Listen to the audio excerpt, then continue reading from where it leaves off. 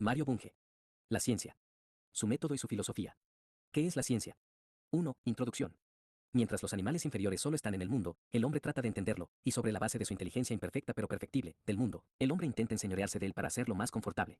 En este proceso, construye un mundo artificial, ese creciente cuerpo de ideas llamado ciencia, que puede caracterizarse como conocimiento racional, sistemático, exacto, verificable y por consiguiente falible. Por medio de la investigación científica, el hombre ha alcanzado una reconstrucción conceptual del mundo que es cada vez más amplia, profunda y exacta. Un mundo le es dado al hombre, su gloria no es soportar o despreciar este mundo, sino enriquecerlo construyendo otros universos. Amasa y remoldea la naturaleza sometiéndola a sus propias necesidades animales y espirituales, así como a sus sueños, crea así el mundo de los artefactos y el mundo de la cultura. La ciencia como actividad, como investigación, pertenece a la vida social, en cuanto se la aplica al mejoramiento de nuestro medio natural y artificial, a la invención y manufactura de bienes materiales y culturales. La ciencia se convierte en tecnología. Sin embargo, la ciencia se nos aparece como la más deslumbrante y asombrosa de las estrellas de la cultura cuando la consideramos como un bien en sí mismo, esto es como una actividad productora de nuevas ideas. Investigación científica. Tratemos de caracterizar el conocimiento y la investigación científicos tal como se los conoce en la actualidad. 2. Ciencia formal y ciencia fáctica. No toda la investigación científica procura el conocimiento objetivo. Así, la lógica y la matemática, esto es, los diversos sistemas de lógica formal y los diferentes capítulos de la matemática pura, son racionales, sistemáticos y verificables, pero no son objetivos. No nos dan informaciones acerca de la realidad, simplemente, no se ocupan de los hechos. La lógica y la matemática tratan de entes ideales. Estos entes, tanto los abstractos como los interpretados, solo existen en la mente humana. A los lógicos y matemáticos no se les da objetos de estudio, ellos construyen sus propios objetos. Es verdad que a menudo lo hacen por abstracción de objetos reales, naturales y sociales, más aún, el trabajo del lógico o del matemático satisface a menudo las necesidades del naturalista, del sociólogo o del tecnólogo, y es por esto que la sociedad los tolera y, ahora, hasta los estimula. Pero la materia prima que emplean los lógicos y los matemáticos no es fáctica sino ideal. Por ejemplo, el concepto de número abstracto nació, sin duda, de la coordinación, correspondencia bionívoca, de conjuntos de objetos materiales, tales como dedos, por una parte, y guijarros, por la otra, pero no por esto aquel concepto se reduce a esta operación manual, ni a los signos que se emplean para representarlo. Los números no existen fuera de nuestros cerebros, y aún allí dentro existen al nivel conceptual, y no al nivel fisiológico. Los objetos materiales son numerables siempre que sean discontinuos, pero no son números, tampoco son números puros, abstractos, sus cualidades o relaciones. En el mundo real encontramos 3 libros, en el mundo de la ficción construimos 3 platos voladores. Pero ¿quién vio jamás un 3, un simple 3? La lógica y la matemática, por ocuparse de inventar entes formales y de establecer relaciones entre ellos, se llaman a menudo ciencias formales, precisamente porque sus objetos no son cosas ni procesos, sino, para emplear el lenguaje pictórico, formas en las que se puede verter un surtido ilimitado de contenidos, tanto fácticos como empíricos. Esto es, podemos establecer correspondencias entre esas formas, u objetos formales, por una parte, y cosas y procesos pertenecientes a cualquier nivel de la realidad por la otra. Así es como la física, la química, la fisiología, la psicología, la economía y las demás ciencias recurren a la matemática, empleándola como herramienta para realizar la más precisa reconstrucción de las complejas relaciones que se encuentran entre los hechos y entre los diversos aspectos de los hechos. Dichas ciencias no identifican las formas ideales con los objetos concretos, sino que interpretan las primeras en términos de hechos y de experiencias, o, lo que es equivalente, formalizan. Enunciados fácticos. Lo mismo vale para la lógica formal, algunas de sus partes, en particular, pero no exclusivamente, la lógica proposicional bivalente, pueden hacerse corresponder a aquellas entidades psíquicas que llamamos pensamientos. Semejante aplicación de las ciencias de la forma pura a la inteligencia del mundo de los hechos se efectúa asignando diferentes interpretaciones a los objetos formales. Estas interpretaciones son, dentro de ciertos límites, arbitrarias, vale decir, se justifican por el éxito, la conveniencia o la ignorancia. En otras palabras, el significado fáctico o empírico que se les asigna a los objetos formales no es una propiedad intrínseca de los mismos. De esta manera, las ciencias formales jamás entran en conflicto con la realidad. Esto explica la paradoja de que, siendo formales, se aplican a la realidad, en rigor no se aplican, sino que se emplean en la vida cotidiana y en las ciencias fácticas a condición de que se les superpongan reglas de correspondencia adecuada. En suma, la lógica y la matemática establecen contacto con la realidad a través del puente del lenguaje, tanto el ordinario como el científico. Tenemos así una primera gran división de las ciencias, en formales, o ideales, y fácticas, o materiales. Esta ramificación preliminar tiene en cuenta el objeto o tema de las respectivas disciplinas, también da cuenta de la diferencia de especie entre los enunciados que se proponen establecer las ciencias formales y las fácticas. Mientras los enunciados formales consisten en relaciones entre signos, los enunciados de las ciencias fácticas se refieren, en su mayoría, a entes extracientíficos, a sucesos y procesos. Nuestra división también tiene en cuenta el método por el cual se ponen a prueba los enunciados verificables, mientras las ciencias formales se contentan con la lógica para demostrar rigurosamente sus teoremas, los que, sin embargo, pudieron haber sido adivinados por inducción común o de otras maneras. Las ciencias fácticas necesitan más que la lógica formal, para confirmar sus conjeturas necesitan de la observación y o experimento. En otras palabras, las ciencias fácticas tienen que mirar las cosas y, siempre que les sea posible, deben procurar cambiarlas deliberadamente para intentar descubrir en qué medida sus hipótesis se adecuan a los hechos. Cuando se demuestra un teorema lógico o matemático no se recurre a la experiencia, el conjunto de postulados, definiciones, reglas de formación de las expresiones dotadas de significado, y reglas de inferencia deductiva, en suma, la base de la teoría dada, es necesaria y suficiente para ese propósito. La demostración de los teoremas no es sino una deducción, es una operación confinada a la esfera teórica, aun cuando a veces los teoremas mismos, no sus demostraciones, sean sugeridos en alguna esfera extramatemática y aun cuando su prueba, pero no su primer descubrimiento, pueda realizarse con ayuda de calculadoras electrónicas. Por ejemplo, cualquier demostración rigurosa del teorema de Pitágoras prescinde de las mediciones y emplea figuras solo como ayuda psicológica al proceso deductivo. Que el teorema de Pitágoras haya sido el resultado de un largo proceso de inducción conectado a operaciones prácticas de mediciones de tierras es objeto de la historia, la sociología y la psicología del conocimiento. La matemática y la lógica son, en suma, ciencias deductivas. El proceso constructivo, en que la experiencia desempeña un gran papel de sugerencias, se limita a la formación de los puntos de partida, axiomas. En matemática la verdad consiste, por esto, en la coherencia del enunciado dado con un sistema de ideas admitido previamente. Por esto, la verdad matemática no es absoluta sino relativa a ese sistema, en el sentido de que una proposición que es válida en una teoría puede dejar de ser lógicamente verdadera en otra teoría. Por ejemplo, en el sistema de aritmética que empleamos para contar las horas del día, vale la proposición de 24 más 1 igual a 1. Más a unas teorías matemáticas abstractas, esto es, que contienen términos no interpretados, signos a los que no se atribuye un significado fijo, y que por lo tanto pueden adquirir distintos significados, pueden desarrollarse sin poner atención al problema de la verdad. Considérese el siguiente axioma de cierta teoría abstracta, no interpretada: existe por lo menos un X tal que es F. Se puede dar un número ilimitado de interpretaciones, modelos, de este axioma, dándose a X y F otros tantos significados. Si decimos que S designa punto, obtenemos un modelo geométrico dado; si adoptamos la convención de que L designa número, obtenemos un cierto modelo aritmético, y así sucesivamente. En cuanto llenamos la forma vacía con un contenido específico, pero todavía matemático, obtenemos un sistema de entes lógicos que tienen el privilegio de ser verdaderos o falsos dentro del sistema dado de proposiciones. A partir de ahí tenemos que habernoslas con el problema de la verdad matemática. Aún así, tan solo las conclusiones, teoremas, tendrán que ser verdaderas; los axiomas mismos pueden elegirse a voluntad. La batalla se habrá ganado si se respeta la coherencia lógica, esto es, si no se violan las leyes del sistema de lógica que se ha convenido en usar. En las ciencias fácticas, la situación es enteramente diferente. En primer lugar, ellas no emplean símbolos vacíos, variables lógicas, sino tan solo símbolos interpretados. Por ejemplo, no involucran expresiones tales como X es F, que no son verdaderas ni falsas. En segundo lugar, la racionalidad, esto es, la coherencia con un sistema de ideas aceptado previamente, es necesaria pero no suficiente para los enunciados fácticos. En particular, la sumisión a algún sistema de lógica es necesaria pero no es una garantía de que se obtenga la verdad. Además de la racionalidad, exigimos de los enunciados de las ciencias fácticas que sean verificables en la experiencia, sea indirectamente, en el caso de las hipótesis generales, sea directamente, en el caso de las consecuencias singulares de las hipótesis. Únicamente después que haya pasado las pruebas de la verificación empírica podrá considerarse que un enunciado es adecuado a su objeto, o sea que es verdadero, y aún así hasta nueva orden. Por eso es que el conocimiento fáctico verificable se llama a menudo ciencia empírica. En resumidas cuentas, la coherencia es necesaria pero no suficiente en el campo de las ciencias de hechos. Para anunciar que un enunciado es, probablemente, verdadero se requieren datos empíricos, proposiciones acerca de observaciones o experimentos. En última instancia, solo la experiencia puede decirnos si una hipótesis relativa a cierto grupo de hechos materiales es adecuada o no. El mejor fundamento de esta regla metodológica que acabamos de enunciar es que la experiencia le ha enseñado a la humanidad que el conocimiento de hecho no es convencional, que si se busca la comprensión y el control de los hechos debe partirse de la experiencia. Pero la experiencia no garantizará que la hipótesis en cuestión sea la única verdadera, solo nos dirá que es probablemente adecuada, sin excluir por ello la posibilidad de que un estudio ulterior pueda dar mejores aproximaciones en la reconstrucción conceptual del trozo de realidad escogido. El conocimiento fáctico, aunque racional, es esencialmente probable; dicho de otro modo, la inferencia científica es una red de inferencias deductivas, demostrativas y probables, inconcluyentes. Las ciencias formales demuestran o prueban, las ciencias fácticas verifican, confirman o desconfirman, hipótesis que en su mayoría son provisionales. La demostración es completa y final, la verificación es incompleta y por eso temporaria. La naturaleza misma del método científico impide la confirmación final de las hipótesis fácticas.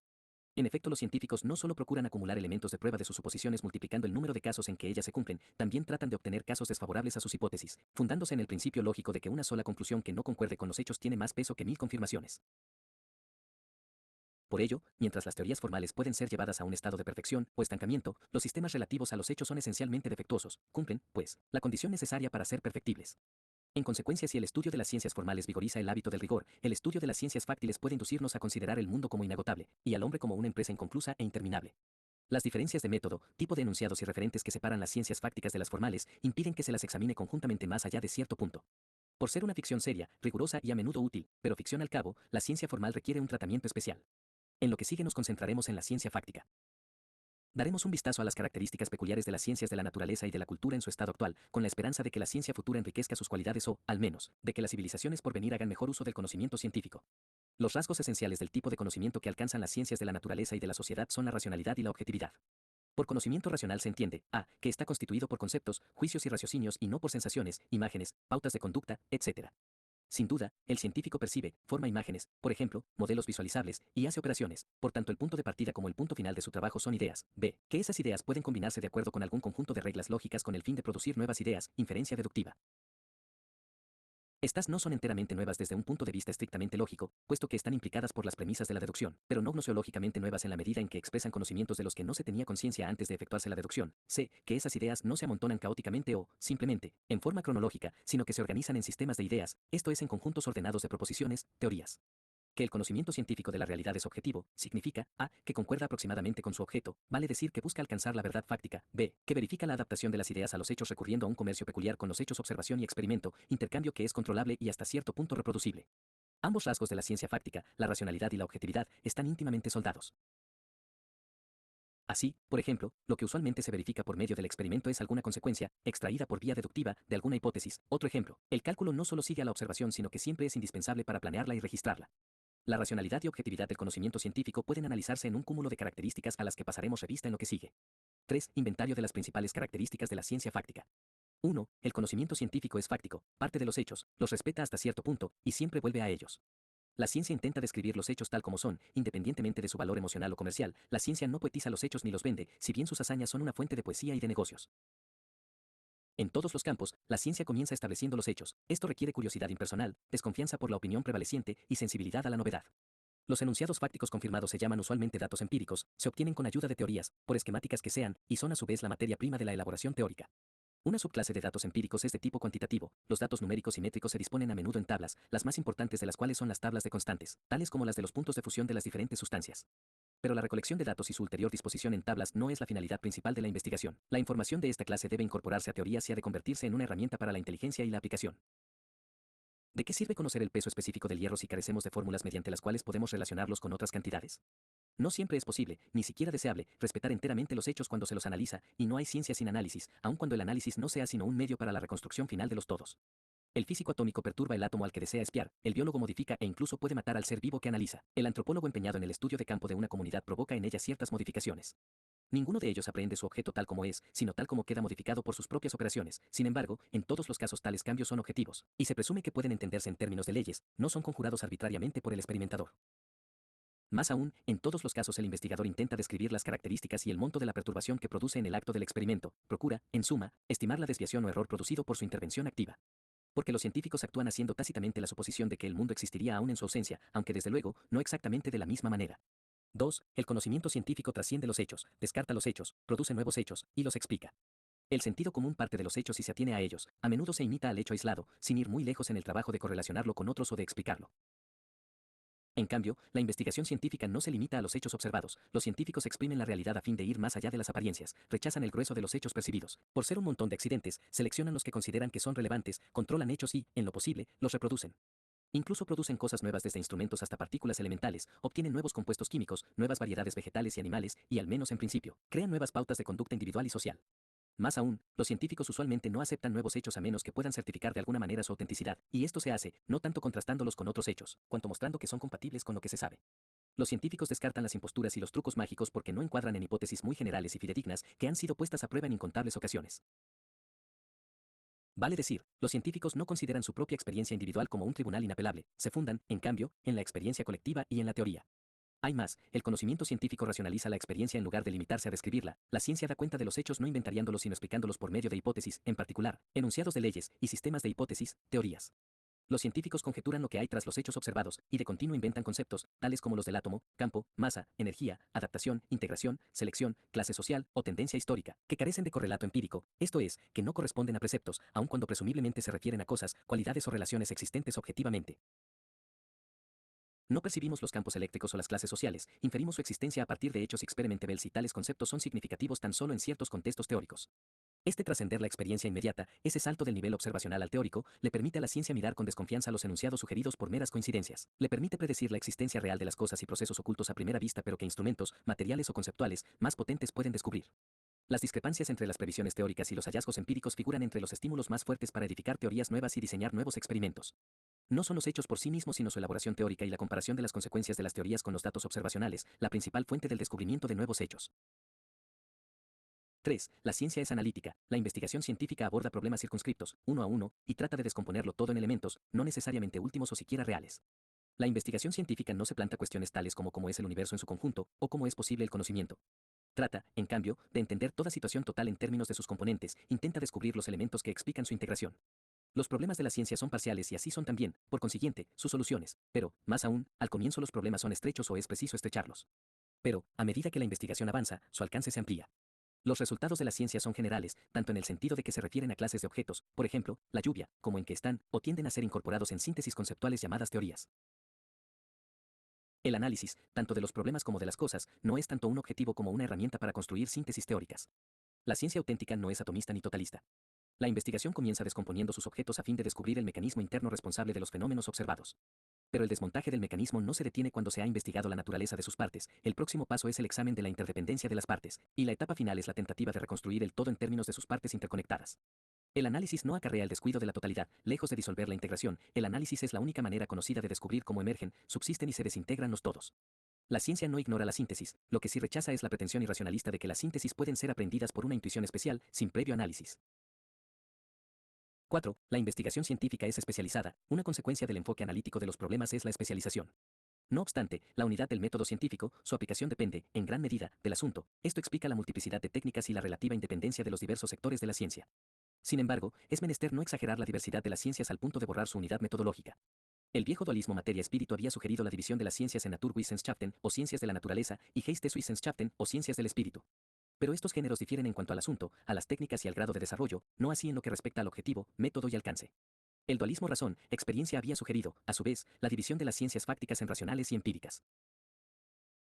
Menos sostenible aún es la dicotomía ciencias deductivas, ciencias inductivas, ya que toda empresa científica, sin excluir el dominio de las ciencias formales, es tan inductiva como deductiva, sin hablar de otros tipos de inferencia. La especialización no ha impedido la formación de campos interdisciplinarios tales como la biofísica, la bioquímica, la psicofisiología, la psicología social, la teoría de la información, la cibernética, o la investigación operacional. Con todo, la investigación tiende a estrechar la visión del científico individual, un único remedio ha resultado eficaz contra la unilateralidad profesional, y es una dosis de filosofía. 5. El conocimiento científico es claro y preciso, sus problemas son distintos, sus resultados son claros.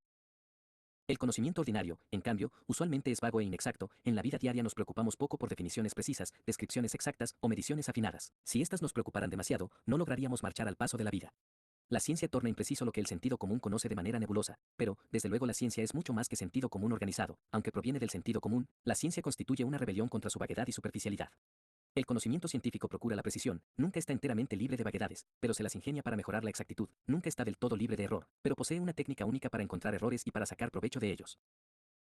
La claridad y la precisión se obtienen en ciencia de las siguientes maneras. A. Los problemas se formulan de manera clara. Lo primero, y a menudo lo más difícil, es distinguir cuáles son los problemas. Ni hay artillería analítica o experimental que pueda ser eficaz si no se ubica adecuadamente al enemigo. B. La ciencia parte de nociones que parecen claras al no iniciado, y las complica, purifica y eventualmente las rechaza. La transformación progresiva de las nociones corrientes se efectúa, incluyéndolas en esquemas teóricos. Así, por ejemplo, distancia adquiere un sentido preciso al ser incluida en la geometría métrica y en la física. C. La ciencia define la mayoría de sus conceptos. Algunos de ellos se definen en términos de conceptos no definidos o primitivos, otros de manera implícita, esto es, por la función que desempeñan en un sistema teórico, definición contextual. Las definiciones son convencionales, pero no se las elige caprichosamente, deben ser convenientes y fértiles. ¿De qué vale, por ejemplo, poner un nombre especial a las muchachas pecosas que estudian ingeniería y pesan más de 50 kilogramos? Una vez que se ha elegido una definición, el discurso restante debe guardarte fidelidad si se quiere evitar inconsecuencias. D. La ciencia crea lenguajes artificiales inventando símbolos, palabras, signos matemáticos, símbolos químicos, etc. A estos signos se les atribuye significados determinados por medio de reglas de designación, tal como en el presente contexto H designa el elemento de peso atómico unitario. Los símbolos básicos serán tan simples como sea posible, pero podrán combinarse conforme a reglas determinadas para formar configuraciones tan complejas como sea necesario. Las leyes de combinación de los signos que intervienen en la producción de expresiones complejas se llaman reglas de formación. La ciencia procura siempre medir y registrar los fenómenos. Los números y las formas geométricas son de gran importancia en el registro, la descripción y la inteligencia de los sucesos y procesos. En lo posible, tales datos debieran disponerse en tablas o resumirse en fórmulas matemáticas. Sin embargo, la formulación matemática, deseable como es, no es una condición indispensable para que el conocimiento sea científico. Lo que caracteriza el conocimiento científico es la exactitud en un sentido general antes que la exactitud numérica o métrica, la que es inútil si media la vaguedad conceptual.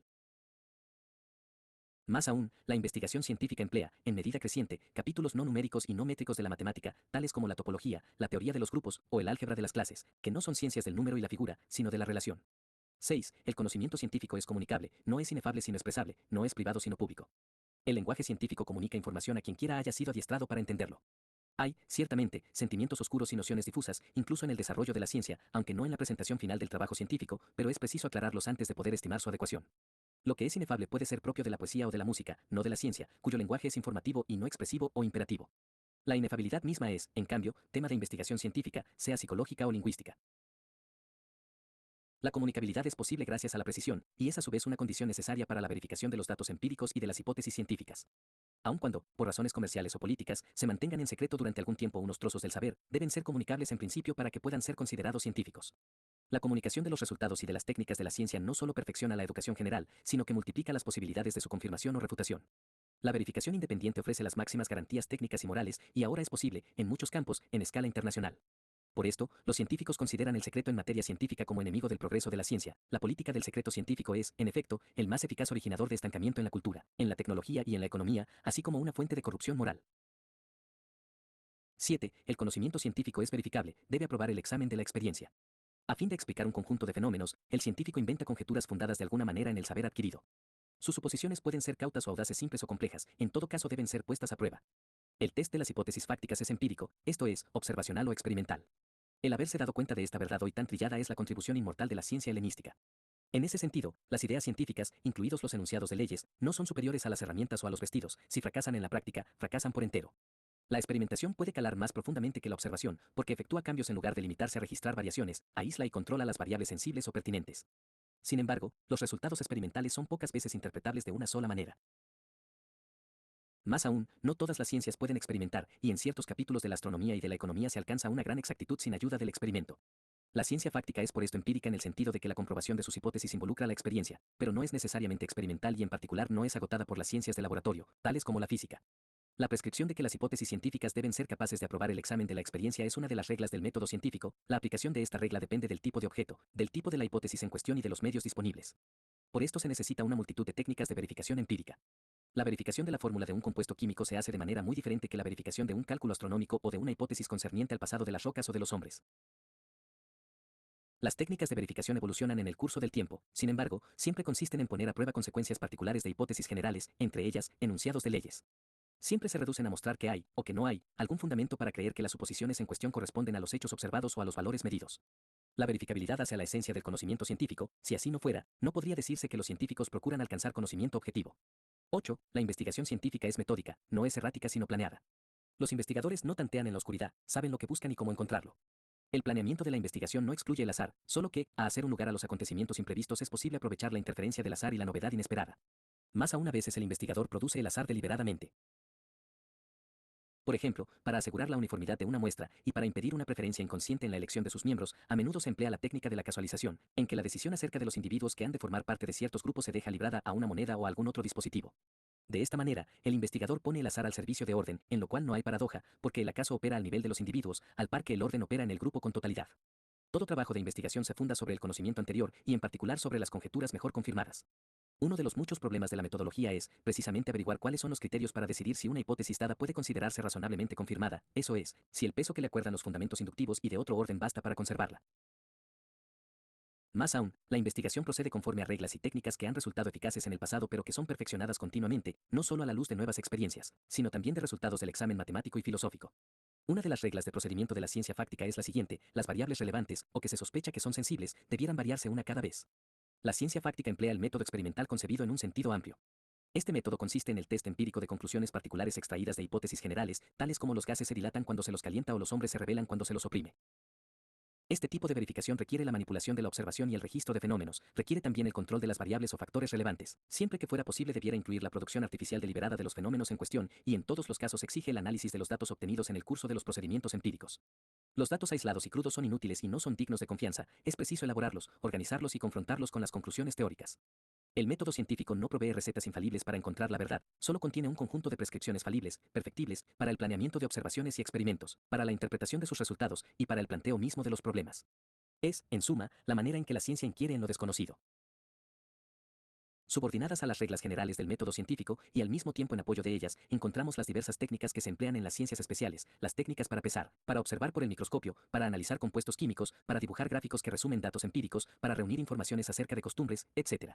La ciencia es, pues, esclava de sus propios métodos y técnicas mientras estos tienen éxito, pero es libre de multiplicar y de modificar en todo momento sus reglas, en aras de mayor racionalidad y objetividad. 9. El conocimiento científico es sistemático. Una ciencia no es un agregado de informaciones inconexas, sino un sistema de ideas conectadas lógicamente entre sí. Todo sistema de ideas caracterizado por cierto conjunto básico, pero refutable, de hipótesis peculiares, y que procura adecuarse a una clase de hechos, es una teoría. Todo capítulo de una ciencia especial contiene teorías o sistemas de ideas que están relacionadas lógicamente entre sí, esto es, que están ordenadas mediante la relación implica. Esta conexión entre las ideas puede calificarse de orgánica, en el sentido de que la sustitución de cualquiera de las hipótesis básicas produce un cambio radical en la teoría o grupo de teorías.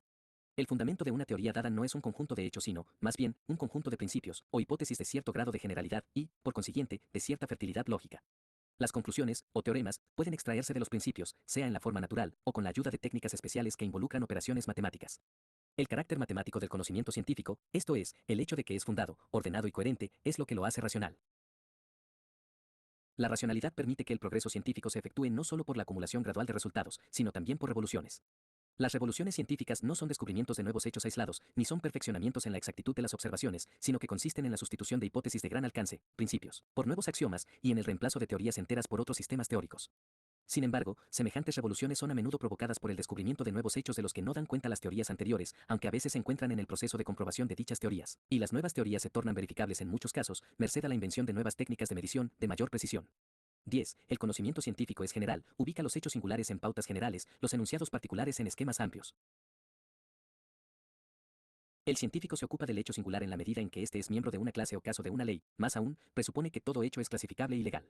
No es que la ciencia ignore la cosa individual o el hecho irrepetible, lo que ignora es el hecho aislado. Por esto la ciencia no se sirve de los datos empíricos, que siempre son singulares, como tales, estos son mudos mientras no se los manipula y convierte en piezas de estructuras teóricas. En efecto, uno de los principios ontológicos que subyacen a la investigación científica es que la variedad y aun la unicidad en algunos respectos son compatibles con la uniformidad y la generalidad en otros respectos. Al químico no le interesa esta o aquella hoguera, sino el proceso de combustión en general, trata de descubrir lo que comparten todos los singulares. El científico intenta exponer los universales que se esconden en el seno de los propios singulares, es decir, no considera los universales ante rem ni post rem sino in re, en la cosa, y no antes o después de ella. Los escolásticos medievales clasificarían al científico moderno como realista inmanentista, porque, al descartar los detalles al procurar descubrir los rasgos comunes a individuos que son únicos en otros respectos, al buscar las variables pertinentes, o cualidades esenciales, y las relaciones constantes entre ellas, las leyes, el científico intenta exponer la naturaleza esencial de las cosas naturales y humanas. El lenguaje científico no contiene solamente términos que designan hechos singulares y experiencias individuales, sino también términos generales que se refieren a clases de hechos. La generalidad del lenguaje de la ciencia no tiene, sin embargo, el propósito de alejar a la ciencia de la realidad concreta. Por el contrario, la generalización es el único medio que se conoce para adentrarse en lo concreto, para apresar la esencia de las cosas, sus cualidades y leyes esenciales. Con esto, el científico evita en cierta medida las confusiones y los engaños provocados por el flujo deslumbrador de los fenómenos.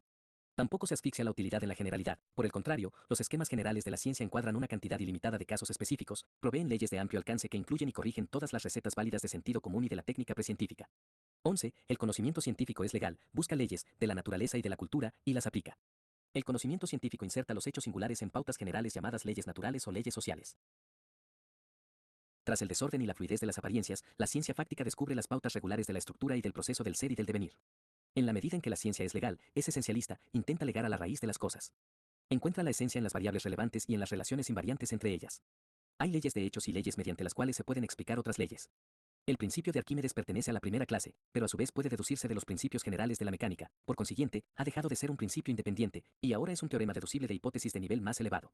Las leyes de la física proveen la base de las leyes de las combinaciones químicas, las leyes de la fisiología explican ciertos fenómenos psíquicos, y las leyes de la economía pertenecen a los fundamentos de la sociología. Es decir, los enunciados de las leyes se organizan en una estructura de niveles. Ciertamente, los enunciados de las leyes son transitorios, pero ¿son inmutables las leyes mismas? Si se considera a las leyes como las pautas mismas del ser y del devenir, entonces debieran cambiar junto con las cosas mismas, por lo menos, debe admitirse que, al emerger nuevos niveles, sus cualidades peculiares se relacionan entre sí mediante nuevas leyes. Por ejemplo, las leyes de la economía han emergido en el curso de la historia sobre la base de otras leyes, biológicas y psicológicas, y, más aún, algunas de ellas cambian con el tipo de organización social. Por supuesto, no todos los hechos singulares conocidos han sido ya convertidos en casos particulares de leyes generales. En particular, los sucesos y procesos de los niveles superiores han sido legalizados solo en pequeña medida. Pero esto se debe en parte al antiguo prejuicio de que lo humano no es legal, así como a la antigua creencia pitagórica de que solamente las relaciones numéricas merecen llamarse leyes científicas.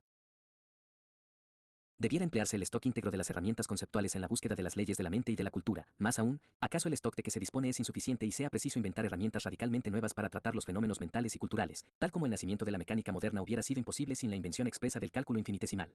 Pero el ulterior avance en el progreso de la legalización de los fenómenos no físicos requiere por sobre todo una nueva actitud frente al concepto mismo de ley científica.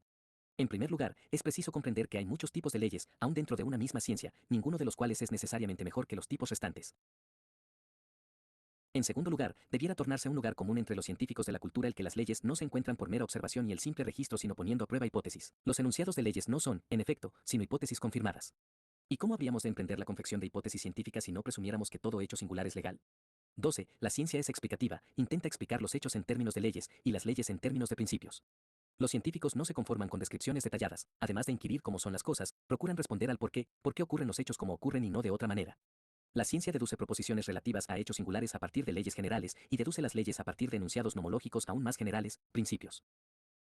Por ejemplo, las leyes de Kepler explicaban una colección de hechos observados del movimiento planetario, y Newton explicó esas leyes deduciéndolas de principios generales, explicación que permitió a otros astrónomos dar cuenta de las irregularidades de las órbitas de los planetas que eran desconocidas para Kepler. Solía creerse que explicar es señalar la causa, pero en la actualidad se reconoce que la explicación causal no es sino un tipo de explicación científica. La explicación científica se efectúa siempre en términos de leyes, y las leyes causales no son sino una subclase de las leyes científicas. Hay diversos tipos de leyes científicas y, por consiguiente, hay una variedad de tipos de explicación científica, morfológicas, cinemáticas, dinámicas, de composición, de conservación, de asociación, de tendencias globales, dialécticas, teleológicas, etc. La historia de la ciencia enseña que las explicaciones científicas se corrigen o descartan sin cesar. ¿Significa esto que son todas falsas? En las ciencias fácticas, la verdad y el error no son del todo ajenos entre sí, hay verdades parciales y errores parciales, hay aproximaciones buenas y otras malas. La ciencia no obra como Penélope, sino que emplea la tela tejida ayer. Las explicaciones científicas no son finales pero son perfectibles. 13. El conocimiento científico es predictivo, trasciende la masa de los hechos de experiencia, imaginando cómo puede haber sido el pasado y cómo podrá ser el futuro. La predicción es, en primer lugar, una manera eficaz de poner a prueba las hipótesis, pero también es la clave del control y aún de la modificación del curso de los acontecimientos. La predicción científica en contraste con la profecía se funda sobre leyes y sobre informaciones específicas fidedignas relativas al estado de cosas actual o pasado. No es del tipo ocurrirá sino más bien de este otro, ocurrirá uno siempre que suceda C1, pues siempre que sucede se es seguido por o está asociado con E. C y E designan clases de sucesos en tanto que C1 y E1 denotan los hechos específicos que se predicen sobre la base de los enunciados que conectan a C con E en general. La predicción científica se caracteriza por su perfectibilidad antes que por su certeza. Más aún, las predicciones que se hacen con la ayuda de reglas empíricas son a veces más exactas que las predicciones penosamente elaboradas con herramientas científicas, leyes, informaciones específicas y deducciones. Tal es el caso con frecuencia de los pronósticos meteorológicos, de la prognosis médica y de la profecía política. Pero en tanto que la profecía no es perfectible y no puede usarse para poner a prueba hipótesis, la predicción es perfectible y, si falla, nos obliga a corregir nuestras suposiciones, alcanzando así una inteligencia más profunda. Por esto la profecía exitosa no es un aporte al conocimiento teórico, en tanto que la predicción científica fallida puede contribuir a él. Puesto que la predicción científica depende de leyes y de ítems de información específica, puede fracasar por inexactitud de los enunciados de las leyes o por imprecisión de la información disponible. También puede fallar, por supuesto, debido a errores cometidos en el proceso de inferencia lógica o matemática que conduce de las premisas, leyes e informaciones, a la conclusión, enunciado predictivo. Una fuente importante de fallos en la predicción es el conjunto de suposiciones acerca de la naturaleza del objeto, sistema físico, organismo vivo, grupo social, etc., cuyo comportamiento ha de predecirse. Por ejemplo, puede ocurrir que creamos que el sistema en cuestión está suficientemente aislado de las perturbaciones exteriores, cuando en rigor estas cuentan a la larga. Dado que la aislación es una condición necesaria de la descripción del sistema con ayuda de un puñado de enunciados de leyes, no debiera sorprender que fuera tan difícil predecir el comportamiento de sistemas abiertos tales como el océano, la atmósfera, el ser vivo o el hombre. Puesto que la predicción científica se funda en las leyes científicas, hay tantas clases de predicciones como clases de enunciado nomológicos. Algunas leyes nos permiten predecir resultados individuales, aunque no sin error si la predicción se refiere al valor de una cantidad. Otras leyes, incapaces de decirnos nada acerca del comportamiento de los individuos, átomos, personas, etc. Son en cambio la base para la predicción de algunas tendencias globales y propiedades colectivas de colecciones numerosas de elementos similares, son las leyes estadísticas. Las leyes de la historia son de este tipo, y por esto es casi imposible la predicción de los sucesos individuales en el campo de la historia, pudiendo preverse solamente el curso general de los acontecimientos. 14. La ciencia es abierta, no reconoce barreras a priori que limiten el conocimiento. Si un conocimiento fáctico no es refutable en principio, entonces no pertenece a la ciencia sino a algún otro campo. Las nociones acerca de nuestro medio, natural o social, o acerca del yo, no son finales, están todas en movimiento, todas son falibles. Siempre es concebible que pueda surgir una nueva situación, nuevas informaciones o nuevos trabajos teóricos en que nuestras ideas, por firmemente establecidas que parezcan, resulten inadecuadas en algún sentido. La ciencia carece de axiomas evidentes, incluso los principios más generales y seguros son postulados que pueden ser corregidos o reemplazados. A consecuencia del carácter hipotético de los enunciados de leyes y de la naturaleza perfectible de los datos empíricos, la ciencia no es un sistema dogmático y cerrado sino controvertido y abierto. O, más bien, la ciencia es abierta como sistema porque es falible y por consiguiente capaz de progresar. En cambio, puede arguirse que la ciencia es metodológicamente cerrada no en el sentido de que las reglas del método científico sean finales, sino en el sentido de que es autocorrectiva. El requisito de la verificabilidad de las hipótesis científicas basta para asegurar el progreso científico. Tan pronto como ha sido establecida una teoría científica, corre el peligro de ser refutada o, al menos, de que se circunscriba su dominio. Un sistema cerrado de conocimiento fáctico que excluya toda ulterior investigación puede llamarse sabiduría, pero es en rigor un detritus de la ciencia. El sabio moderno, a diferencia del antiguo, no es tanto un acumulador de conocimientos como un generador de problemas. Por consiguiente, prefiere los últimos números de las revistas especializadas a los manuales, aun cuando estos últimos sean depósitos de verdad más vastos y fidedignos que aquellas. El investigador moderno ama la verdad pero no se interesa por las teorías irrefutables. Una teoría puede haber permanecido intocada no tanto por su alto contenido de verdad cuanto porque nadie la ha usado. No se necesita emprender una investigación empírica para probar la tautología de que ni siquiera los científicos se casan con solteronas. Los modernos sistemas de conocimiento científico son como organismos en crecimiento, mientras están vivos cambian sin pausa. Esta es una de las razones por las cuales la ciencia es éticamente valiosa, porque nos recuerda que la corrección de errores es tan valiosa como el no cometerlos y que probar cosas nuevas e inciertas es preferible a rendir culto a las viejas y garantizadas. La ciencia, como los organismos, cambia a la vez internamente y debido a sus contactos con sus vecinos, esto es, resolviendo sus problemas específicos y siendo útil en otros campos. 15. La ciencia es útil, porque busca la verdad, la ciencia es eficaz en la provisión de herramientas para el bien y para el mal. El conocimiento ordinario se ocupa usualmente de lograr resultados capaces de ser aplicados en forma inmediata, con ello no es suficientemente verdadero, con lo cual no puede ser suficientemente eficaz. Cuando se dispone de un conocimiento adecuado de las cosas es posible manipularlas con éxito. La utilidad de la ciencia es una consecuencia de su objetividad, sin proponerse necesariamente alcanzar resultados aplicables, la investigación nos provee a la corta o a la larga. La sociedad moderna paga la investigación porque ha aprendido que la investigación rinde. Por este motivo, es redundante exhortar a los científicos a que produzcan conocimientos aplicables, no pueden dejar de hacerlo. Es cosa de los técnicos emplear el conocimiento científico con fines prácticos, y los políticos son los responsables de que la ciencia y la tecnología se empleen en beneficio de la humanidad. Los científicos pueden, a lo sumo, aconsejar acerca de cómo puede hacerse uso racional, eficaz y bueno de la ciencia. La técnica precientífica era primordialmente una colección de recetas pragmáticas no entendidas, muchas de las cuales desempeñaban la función de ritos mágicos. La técnica moderna es, en medida creciente, aunque no exclusivamente, ciencia aplicada. La ingeniería es física y química aplicadas, la medicina es biología aplicada, la psiquiatría es psicología y neurología aplicadas, y debiera llegar el día en que la política se convierta en sociología aplicada. Pero la tecnología es más que ciencia aplicada, en primer lugar porque tiene sus propios procedimientos de investigación, adaptados a circunstancias concretas que distan de los casos puros que estudia la ciencia. En segundo lugar, porque toda rama de la tecnología contiene un cúmulo de reglas empíricas descubiertas antes que los principios científicos en los que, si dichas reglas se confirman, terminan por ser absorbidas. La tecnología no es meramente el resultado de aplicar el conocimiento científico existente a los casos prácticos, la tecnología viva es esencialmente el enfoque científico de los problemas prácticos, es decir, el tratamiento de estos problemas sobre un fondo de conocimiento científico y con ayuda del método científico. Por eso la tecnología, sea de las cosas nuevas o de los hombres, es fuente de conocimientos nuevos. La conexión de la ciencia con la tecnología no es por consiguiente asimétrica. Todo avance tecnológico plantea problemas científicos cuya solución puede consistir en la invención de nuevas teorías o de nuevas técnicas de investigación que conduzcan a un conocimiento más adecuado y a un mejor dominio del asunto. La ciencia y la tecnología constituyen un ciclo de sistemas interactuantes que se alimentan el uno al otro. El científico torna inteligible lo que hace el técnico y éste provee a la ciencia de instrumentos y de comprobaciones. Y lo que es igualmente importante, el técnico no cesa de formular preguntas al científico añadiendo así un motor externo al motor interno del progreso científico. La continuación de la vida sobre la Tierra depende del ciclo de carbono, los animales se alimentan de plantas, las que a su vez obtienen su carbono de lo que exhalan los animales. Análogamente, la continuación de la civilización moderna depende, en gran medida, del ciclo del conocimiento, la tecnología moderna come ciencia, y la ciencia moderna depende a su vez del equipo y del estímulo que le provee una industria altamente tecnificada. Pero la ciencia es útil en más de una manera.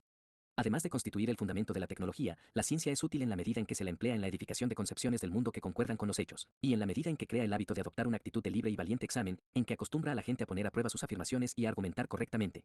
No menor es la utilidad que presta la ciencia como fuente de apasionantes rompecabezas filosóficos y como modelo de la investigación filosófica. En resumen, la ciencia es valiosa como herramienta para domar la naturaleza y remodelar la sociedad, es valiosa en sí misma, como clave para la inteligencia del mundo y del yo, y es eficaz en el enriquecimiento, la disciplina y la liberación de nuestra mente.